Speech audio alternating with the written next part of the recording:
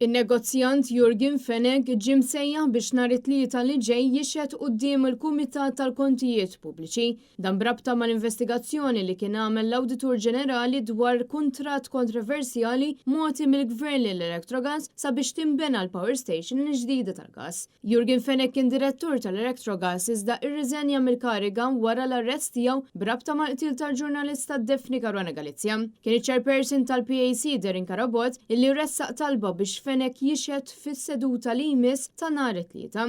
Talba li għalija ma kien hemm l-ebda oġġezzjoni. Il-PAC issa ilu xhur sħaħ jinvestiga l-intriċċi kollha marbuta mad-deal skandaluż tal-Electrogas fejn diġà ħareġ ċar kif kollox kien maħdum bit-silla sa minn qabel l-elezzjoni u kif l-għażla ta' dan il-konsorzju kienet diġà konfermata saħansitra qabel id-deċiżjoni tal-Bord tal-Enemalta. Issa, wara li l-grilling ta' Keith Schembri kellu jieqaf temporanjament, il-proċess se jkompli b'domandi lil Jurgen Fenech. Apparti Darin Karabot fil-PAC fisem il-Partit Nazzjonalista hemm ukoll David Agius u Graham Bencini.